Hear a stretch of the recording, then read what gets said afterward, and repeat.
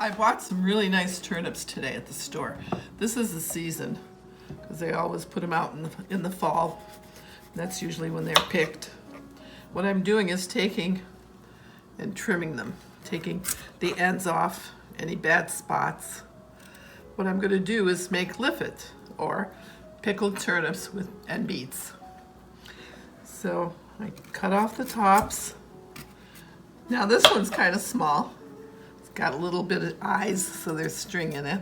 I trim it. It doesn't matter what size they are. I'm going to cut them into wedges, not too big, and put them in ice water.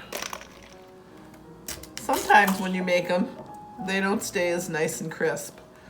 But the way I've been doing it, by putting them in the ice water and letting them sit in there and get really cold, it seems to work real good, and they stay nice and crisp in the brine.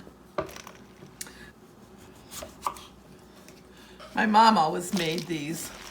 My sister made them, and she made them very good too. And we didn't even throw the brine out. When the jar of turnips and beets was empty, we would save the juice and stick in cauliflower or chunks of cabbage or whatever happened to be in the refrigerator at the time. And it absorbed the brine. You would let it sit for a few more days, and it was delicious. She would pickle a lot of things, but mostly the turnips. They love the turnips.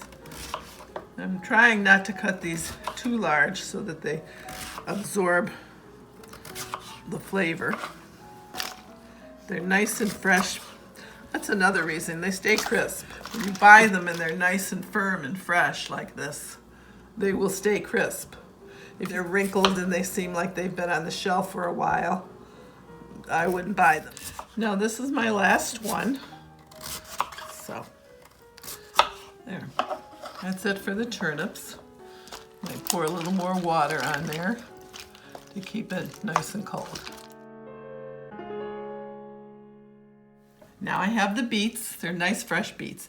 You don't soak the beets because you'll lose all the color. The purpose of the beets is not only for flavor, but to color the turnips. So I'm going to do the same thing with the beets, but I'm going to peel them. I'm going to put a paper towel on my board so I don't get it totally red.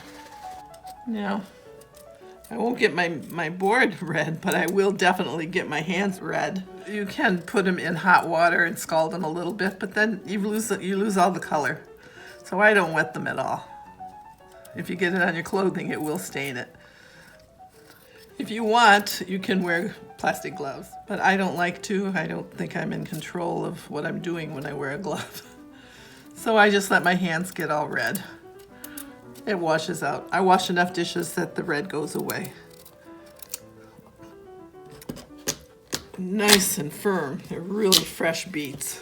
Look how beautiful. I try to cut the beets a little thinner so that they fit in between the turnips when I put them in the jars. Everybody doesn't like to eat the beets, but I love the flavor of them. So I like to put a lot in because I enjoy them. You can cut them in strips if you want, but I just cut them in wedges.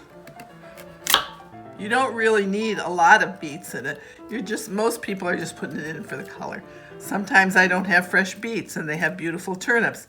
I've also used a can of beets. See this little one here. Just kind of peeling it, trying not to get too much of the meat.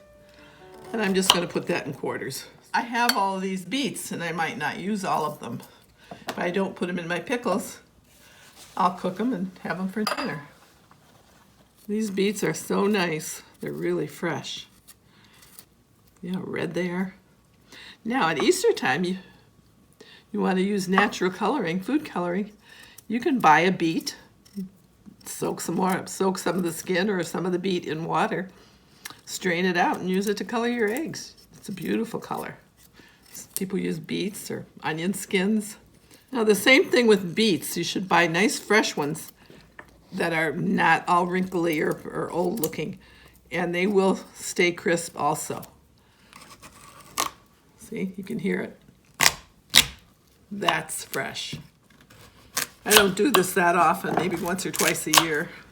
This time of year in the fall, It's really nice to do it because everything is right from the farm.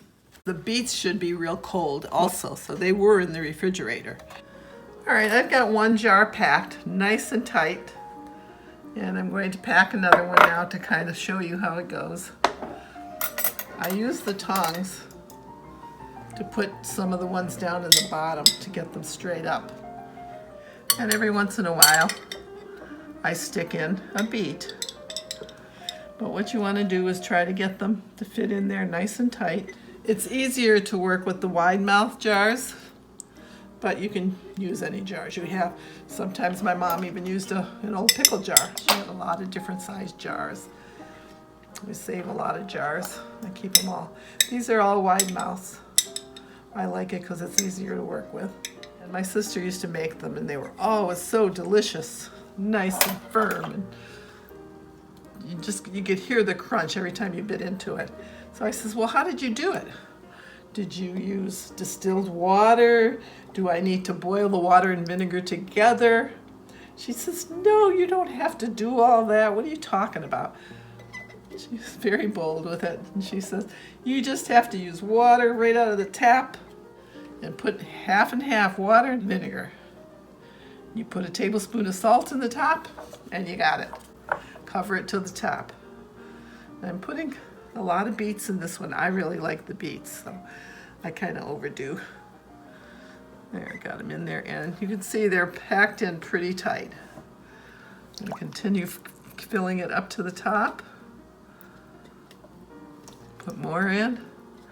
And since I've been making them the way she told me, they've been coming out delicious. They stayed nice and crisp. So sometimes you just have to ask and they'll tell you the right way to do it, and it's usually easier than you think it is. I'm kind of stuffing them in there nice and tight. I like to put some beets in on the top. Put another turnip in here and another beet. And we're pretty much filled to the top, and it's nice and packed. I'm just gonna fill this one and put the rest of the beets in, and this jar will be for me because I love the beets. If the jar isn't full and you don't have enough, it's fine. It doesn't matter. You don't have to run out and buy another turnip or beet or anything to fill it up. Do like my sister said, and put a spoonful of salt on each of the jars.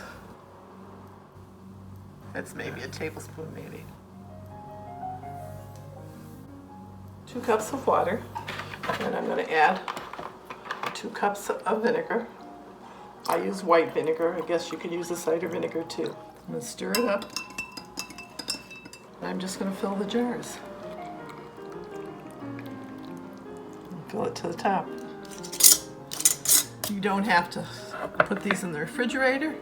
You don't have to cook them, heat them. They don't seal. They're just closed enough. Just the way they are. They're just pickles. And you just leave them. In about a week, maybe less, depending on how you like them, they'll be ready to eat. All set. Very easy, but very delicious. They're really good. Well, most of my family love them. Even the kids eat them sometimes.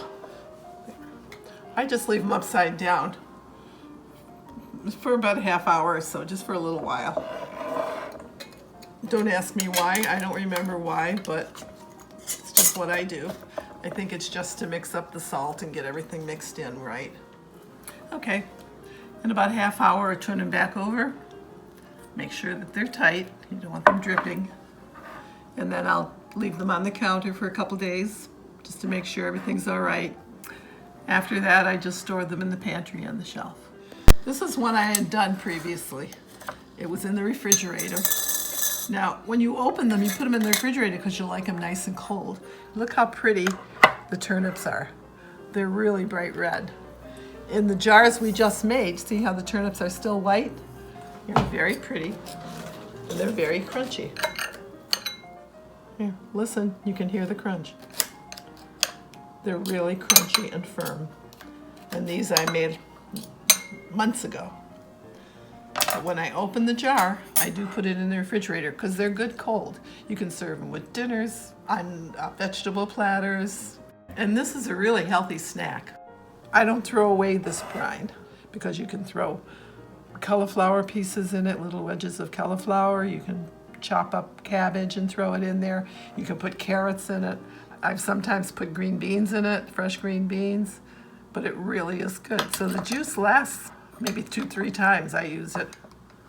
Yeah, pretty there. Well, it's been about a day. You can see they're starting to turn color already. And they're all set. You don't have to refrigerate them. I would wait maybe 4 to 5 days and test one and see if you like the flavor, if it's pickled enough for you. Usually I leave them about a week before I serve them.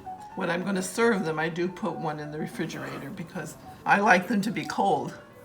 And sometimes I leave a jar in the refrigerator and it's always there for when I want to have a snack or want to serve them.